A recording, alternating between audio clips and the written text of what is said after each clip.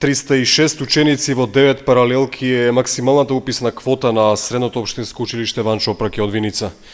170 места се предвидени во гимназиското образование, каде барем во првиот уписен рок се бараат максимални 60 поени.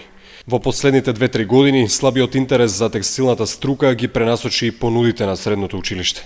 Ова учебна година во согласно со уписната политика на нашето училиште и конкурсот што е објавен од страна на Министерството за образование и наука е предвидено да се запишат 2 паралелки од текстилна струка, од кои што едната паралелка е со 3 годишно образование, а втората паралелка со 4 годишно образование од новиот профил конфекцијски компјутерски оператор.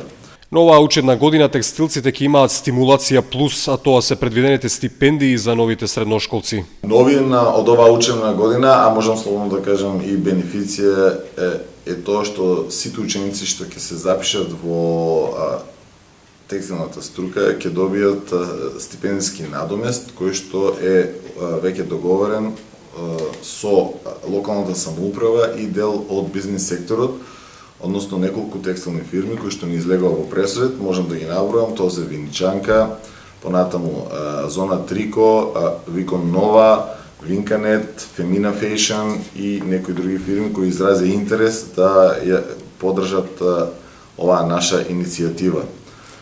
Се надевам дека учениците тоа ќе знаат да го препознаат и ги очекувам на првиот уписен рок да дојдат и да се запишат во нашето училиште. Се поатрактивна е и машинската струка, каде се предвидени 68 места во 2 насоки: машински техничар и машински енергетски техничар. За машинската и текстилната, но и за прехранбената струка потребниот број на поени се 45, а сите образовни профили се со 4 години.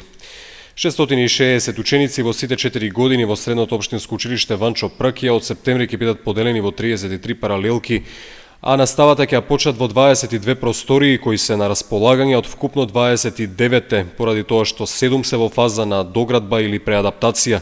Вкупната инвестиција за реновирање на училиштето чини 10.000 евра, 20% со помош од локалната самоуправа, а најголемиот дел од трошоците ќе се покријат со сопствени средства.